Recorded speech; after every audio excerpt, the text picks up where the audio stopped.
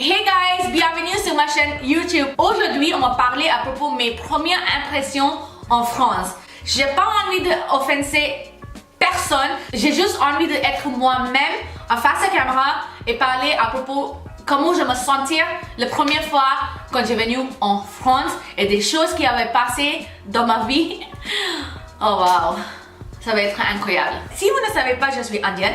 Et je suis en France depuis 12 ans. Quand je suis venue en France, j'ai plein d'émotions, triste, contente, excitée, toutes les choses. J'étais triste parce que ma famille me manquait. J'étais contente parce que j'étais dans un nouvel pays. Et j'étais excitée parce que j'étais hâte de commencer cette nouvelle aventure avec mon mari. Et aussi peur parce que je connais personne ici en France. La seule personne que je connaissais, c'était mon meilleur ami qui habite à Munich. Et c'était hyper loin de Saint-Nazaire. La première fois quand j'ai venu en France, ça m'a choqué parce que j'ai pensé que ça va être un petit peu comme États-Unis. J'ai déjà mon père, ma famille, maintenant, il habite aux États-Unis. Et depuis quand j'étais petite, j'ai toujours fait beaucoup de voyages là-bas. Je sais bien comment c'est aux États-Unis, mais en France, j'ai pensé que ça va être la même chose. J'ai pensé que tout le monde parle anglais et ça va être hyper facile. Pas hyper facile, je sais que ça va être dur un petit peu parce que des fois il faut que je parle la langue française, mais je ne savais pas qu'il y a personne qui parle français. Et plus à Saint-Nazaire, la première destination, on était à Saint-Nazaire. Franchement, il n'y a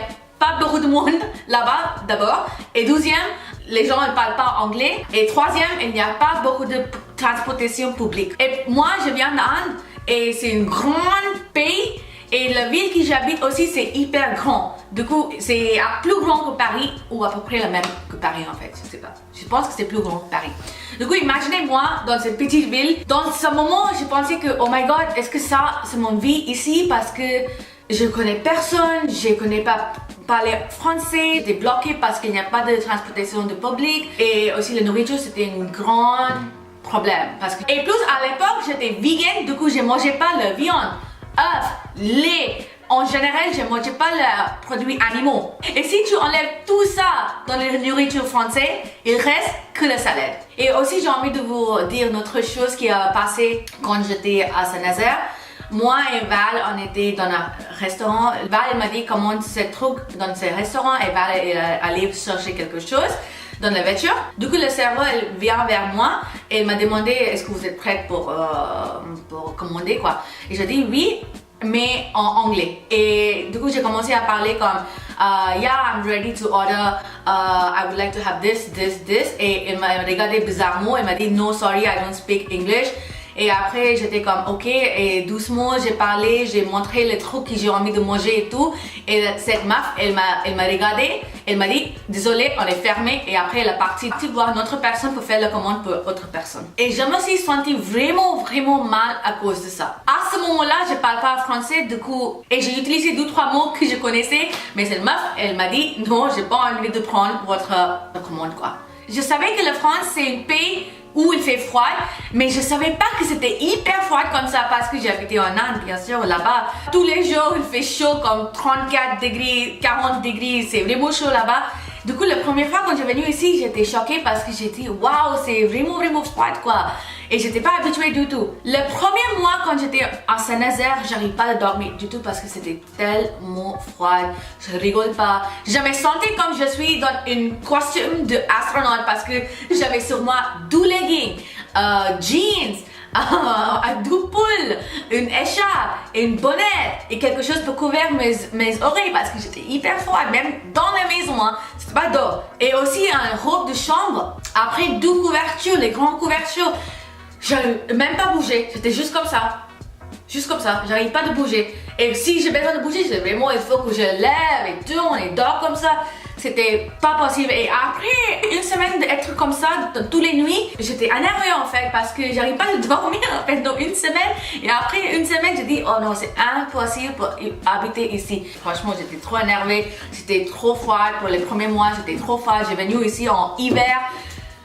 C'était une catastrophe. Donc après mes 12 semaines, j'étais hyper triste. J'ai pensé que j'ai fait une erreur pour venir ici en France, pour être honnête, parce que c'était hyper dur. Ma famille me manquait tellement, la nourriture me manquait tellement. J'arrive pas de parler avec d'autres personnes, sauf mon mari, parce que c'est que lui qui parlait anglais en ce moment. Et du coup, il n'y a pas vraiment une interaction avec autre personne, même si l'autre personne elle habite dans la même maison. Vous voyez? c'était une période hyper difficile pour moi. Et après cette journée, je dis à Val, tu me ramènes en France pour être à Saint-Nazaire? Parce que ça, c'est pas pour moi. Et après, Saint-Nazaire, c'est une belle ville, hein, c'est une petite belle ville.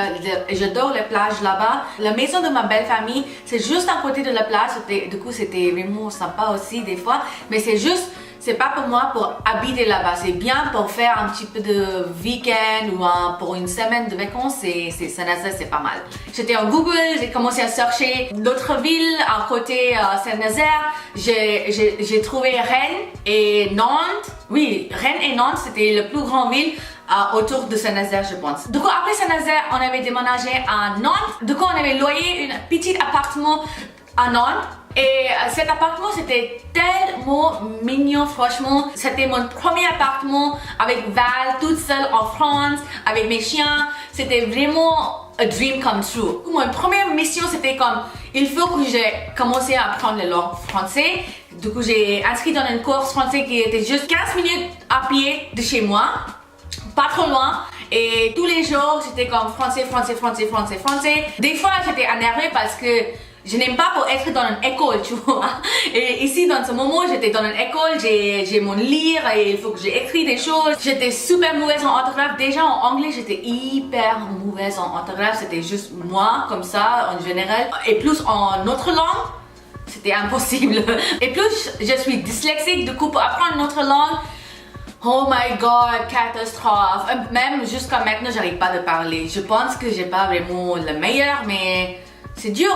Même pour parler en YouTube comme ça, c'est vraiment dur. Déjà, j'ai fait cette vidéo 3 fois. J'ai fait tout. J'ai se battu avec Val parce que j'étais pas contente, parce que j'arrive pas de parler français. Et cette vidéo, c'est la 4e fois que je l'ai fait et j'espère que ça va être bon. Et je dis quoi? Ah oui, à Nantes, j'étais dans le cours. Et dans les cours, j'ai rencontré beaucoup de gens étrangers comme moi. Du coup, on avait vraiment le même type d'expérience. C'était marrant pour écouter d'autres personnes qui parlent français. Franchement, il y avait des gens pires que moi. J'ai une copine, elle m'a dit toujours je déteste la France. Et dans ma tête, j'ai dit mais pourquoi tu es là en fait si tu détestes France? C'était marrant. Et cette année à Nantes, c'était vraiment la fête pour moi. Toutes les semaines, 12 fois par semaine ou 3 fois des fois aussi, on fait la fête. Moi et mes amis, avec Val, on fait la fête, je sais pas. Pour un an, je suis comme une étudiante. C'était vraiment sympa. Fin de la première année, j'ai commencé à chercher des travails pour moi.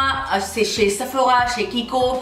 Il n'y a pas Mac là-bas. Du coup, chez Sephora, j'ai donné mon CV partout. Franchement, il y avait juste 4 ou 5 Sephora là-bas. Du coup, vous pouvez imaginer, c'était pas vraiment une grande ville. Et je donnais partout mon CV. Et les gens, ils n'aiment pas, il y avait des gens qui m'ont dit directement, oh non, en fait, tu parles pas très bien français, du coup, ça va pas être possible pour travailler ici. Et ça m'a renvoyé 10 étapes arrière. Franchement, j'étais déprimée parce que encore, j'ai commencé à penser, oh my god, qu'est-ce que j'ai fait ici en France? Si j'arrive pas de travailler, que je fais quoi ici? J'ai pas envie de juste rester à la maison ou faire la fête toutes les 3 fois par semaine ou faire la cuisine pour Val. Ça, c'est pas mon vie de rêve. Après, on avait déménagé ici, à Paris. 3e jour à Paris, j'ai trouvé un travail chez Sephora.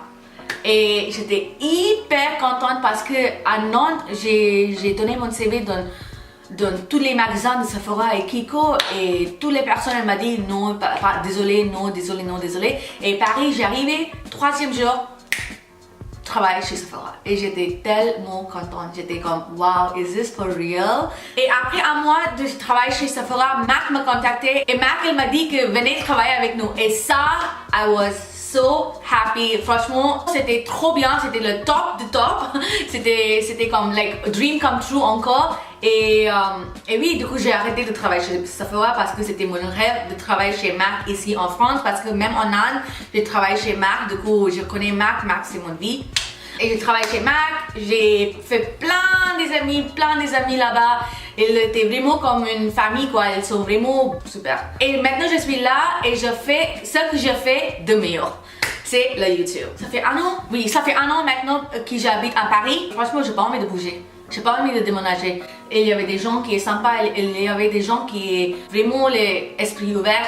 Tous les gens comprennent anglais, même si je parle en français comme ça, les gens ils me comprennent. Et j'aime bien beaucoup de vie autour de moi, vous voyez. Et ici, mon vie est super facile. Il y a une épicerie vegan juste 2 minutes de chez moi.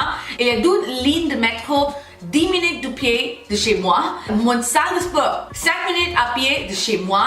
Du coup, franchement, ici, ma vie, elle est vraiment, ça fait quoi. J'ai pas envie de bouger de Paris. J'adore Paris et je suis contente ici. J'ai fait mes amis, j'ai mes trucs, je suis indépendante, je suis bien ici. Du coup, pour les étrangers qui viennent en France, juste un conseil, apprenez la langue française. Juste même le basique, c'est vraiment nécessaire ici. Pas ici vraiment en Paris, mais dans les petites villes, c'est tellement nécessaire. J'étais tellement peur pour faire cette vidéo, mais il y avait beaucoup de gens en fait qui m'ont demandé pour faire un story time vidéo. Du coup, ça c'est mon story time vidéo pour vous. Et j'étais peur pour faire cette vidéo parce que je sais pas comment les gens vont réagir pour cette vidéo. C'était juste mon expérience. J'ai envie de juste être honnête. J'ai envie de juste être comme moi avec vous. Et voilà, j'espère que vous m'aimez quand même. Je sais, cette vidéo c'est pas vraiment vraiment organisé parce que normalement j'ai Val derrière la caméra. Elle m'a dit si je fais l'erreur et tout. Aujourd'hui, Val elle n'est pas là. C'est juste moi et la caméra et je parle avec vous. Du coup, je sais pas. I don't know. Dites-moi qu'est-ce que vous pensez à propos de ce type de vidéo, sans scripté, vraiment naturel. Si vous aimez mon personnalité, I hope you like my personality, j'espère. Merci beaucoup de regarder cette vidéo. Abonnez-vous à ma chaîne. Et c'est vraiment important aussi de cliquer sur la cloche. C'est tellement important. N'oubliez pas de suivre moi sur Instagram. Et à bientôt pour la prochaine.